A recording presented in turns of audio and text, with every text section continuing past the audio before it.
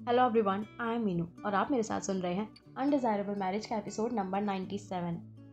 रिमा जी अपने बालों को फिर से समेटने को हुई, लेकिन सौरभ जी उन्हें रोकते हुए बोले, हाथों में पूरा तेल लगा है, बाल ऑयली हो जाएंगे तुम्हारे, रुको, मैं पकड़ता हूँ इन्हें कुछ वक्त, तब तक पूरियां निकाल लो, फिर हाथ धोकर कमरे में जाकर बाल बांध लेना। और ये कहते हुए उन्होंने अगले ही पल उनके पीछे आकर उनके बालों को ऊपर करके पकड़ लिया।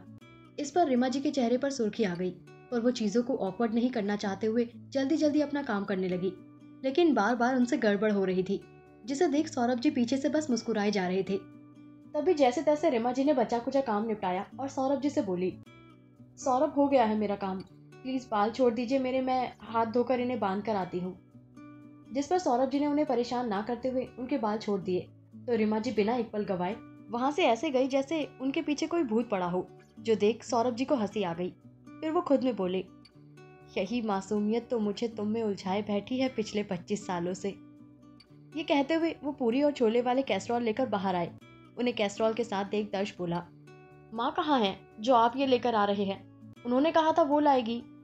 जिस पर सौरभ जी, जो रिमा जी के ख्यालों में मुस्कुराते हुए आ रहे थे, उनमें खलल पड़ते हुए देख दर्श की ओर देखते हुए चिढ़कर उससे बोले, खाना आने से मतलब है तुम दोनों को, कोई भी लाए। वैसे भी उसे कुछ काम था तो वो अपने कमरे में गई है, इसलिए मैंने सोचा मैं ले आऊं। कुछ गुनाह किया क्या? उन्हें यूं देख दर्श बोला, ठीक है तो आप भड़क क्यों रहे हो? मैंने बस जनरली पूछ लिया। वो क्या है ना, आज तक आपको यूं बत्ती से दिखाकर किचन से निकलते नहीं देखा मैंने। जिस पर सौरभ जी उसे देखते हुए बोले, तुझे कुछ ज्यादा नहीं दिख रहा इन दिनों? जितना देखना चाहिए ना उतना देख, वरना क्या पता देखने लायक ना रहे। जिस पर दर्श कुछ बोलता उससे पहले ही वंशिका उसे रोकते हुए बोली, बकवास बंद कर, पापा को और तंग करने की जरूरत नहीं है, चुपचाप बैठ। तो इस पर उसने भी अपना मुंह बंद करने में ही भलाई समझी। वहीं इस तरफ रिमा जी के कमरे में, रिमा जी जैसे ही कमरे के अंदर आई, वो अपने दिल पर हाथ रख गहरी सांस लेने लगी। इस वक्त उन्हें अपने दिल की धड़कन बखूबी महसूस हो रही थी। तो वो खुद में बोली, ये कैसी हरकतें कर रही है तू रिमा? सौरभ क्या सोच रहे होंगे? यहाँ तेरी बेटी की शादी हो चुकी है और तू इस तरह शर्मा रही है। ऐसे तो उनके सामने तू अपना ही मजाक बनवा रही है। और ये कहते हुए उन्होंने अपने हाथों में अपना चेहरा छुपा लिया। पर फिर उन्हें याद आया कि उन्हें नीचे भी जाना है, इसलिए वो सीधे वॉशरूम में गई और हाथ धोकर अपने बाल समेटते हुए बांधने लगी और बांधकर वहां से नीचे आई, जहां उन्होंने देखा कि ऑलरेडी सबकी प्लेट में नाश्ता परोसा जा चुका है और उनके लिए भी प्लेट लगा दी गई है।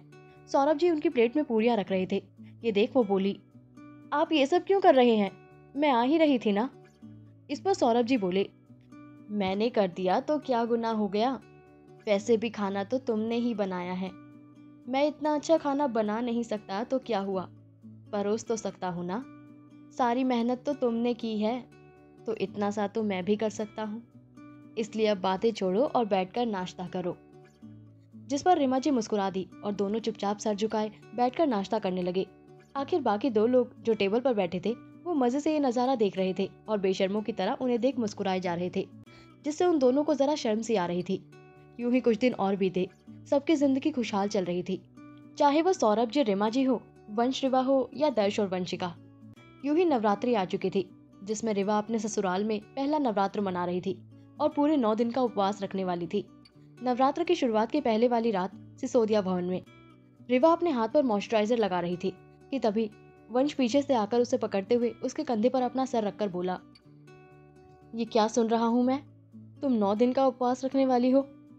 यार इन सब की क्या जरूरत है, वैसे ही इतनी सुकड़ी सी हो तुम। जिस पर रिवा उसकी ओर पलटते हुए उसके गले में बाहें डाल बोली, आप ना टेंशन मत लीजिए, मुझे आदत है इसकी, क्योंकि पहले भी मैं माँ के साथ ये हर बार करती थी, इसलिए करने दीजिए। तो इस पर वंश एक हाथ से उसके गाल खींचते हुए बोला, सिद्धि हो तुम, मानोगी तो नहीं? तो ठीक है करो, लेकिन इस बार मैं भी तुम्हारे साथ करूंगा। जो सुन रिवा बोली, लेकिन आपको करने की क्या जरूरत है? तो वंश जवाब देते हुए बोला, क्यों जरूरत नहीं है? तुमने इतने सालों से करके आदत डाली है, तो मैं इस साल से आदत डाल लूंगा। तो बस अब फाइनल है कि मैं भी करूंगा। 9 दिनों का उपवास करने के लिए तुम्हें अकेले कैसे छोड़ दूं, जब जिंदगी भर साथ देना है हर सुख दुख में, फिर उपवास में क्यों नहीं? वंश का खुद के लिए इतना प्यार देख रिवा के चेहरे पर एक प्यारी सी मुस्कुराहट आ गई और अगले ही पल वो उसके लबों पर अपने लब रख उससे दूर होते हुए बोली, हर दिन खुद से और ज्यादा मोहब्बत करने पर मजबूर कर देते हैं आप। जिस पर वंश मुस्कुरा उठा और उसे अपनी बाहों में लेकर बेड की तरफ बढ़ाते हुए बोला, करने पर मजबूर करता हूँ तो चलो, अब जताने पर भी मजबूर कर ही देता हूँ। और ये कहते हुए उसे लेटाकर उसके ऊपर आया, जिसके बाद दोनों एक दूसरे में खोने लगे थे।